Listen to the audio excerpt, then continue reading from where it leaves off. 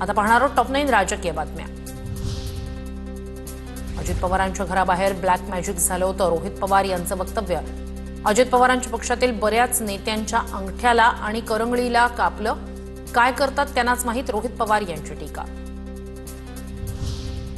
राष्ट्रवादीच्या महिला संघटनेत रुपाली चाकणकर यांच्याविषयी तीव्र नाराजी, चाकणकरांना महिला प्रदेशाध्यक्षपदावरून हटवण्याची मागणी। नाशिकमधील पदाधिकाऱ्यांची सुनेत्रा पवार यांच्याकडे पत्राद्वारे मागणी। देवगिरीवर राष्ट्रवादीच्या आमदारांची बैठक, मकरंद पाटील यांनी सातारा प्रकरणाची सुनेत्रा पवार यांना दिली माहिती। सुनेत्रा पवार यांनी बैठकीत सातारा आणि खरात प्रकरणावर नाराजी व्यक्त केल्याची सूत्रांची माहिती। उपमुख्यमंत्री शिंदे यांनी रात्री शिवसेनेचे सर्व आमदार आणि मंत्र्यांची बैठक घेतली।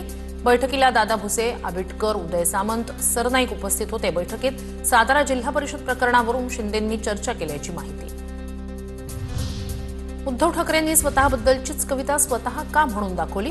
उद्धव ठाकरेंनी सभागृहात परत यावं, त्यामुळे आमचं रोज ऐकून ते जास्त माणसांना भेटायला लागतील। नीलम गोऱ्हे यांची उद्धव ठाकरेंवर टीका। अजित पवारांच्या अपघातानंतर व्हीएसआर कंपनीला 80 कोटींचं बिल दिलं। 80 कोटी बिल दिल्याचं व्हीएसआर कंपनीच्या मालकानं सांगितलं। रोहित पवार यांची प्रतिक्रिया। अजित पवारांच्या अपघाताचा तपास संथ गतीनं सुरू, रोहित पवारांचा आरोप।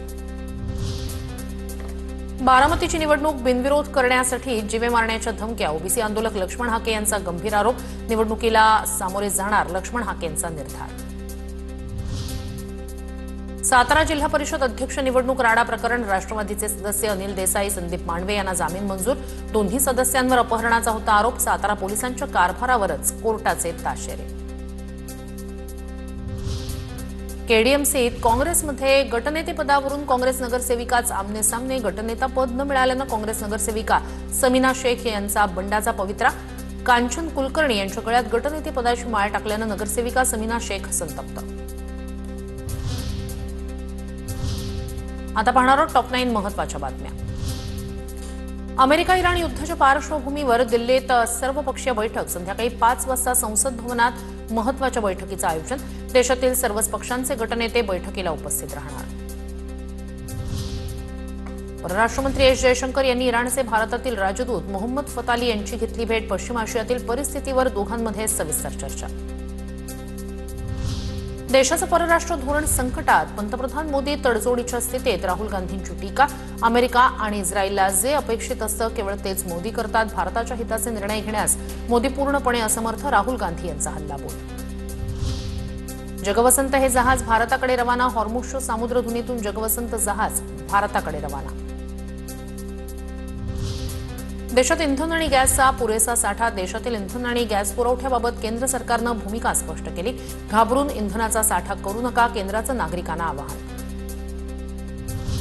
संघाच्या प्रारूप रचनेत बदल, भौगोलिक रचना आता प्रांताऐवजी विभाग स्वरूपात राहणार। महाराष्ट्रात राष्ट्रीय स्वयंसेवक संघाचे 4 ऐवजी 7 विभाग राहणार।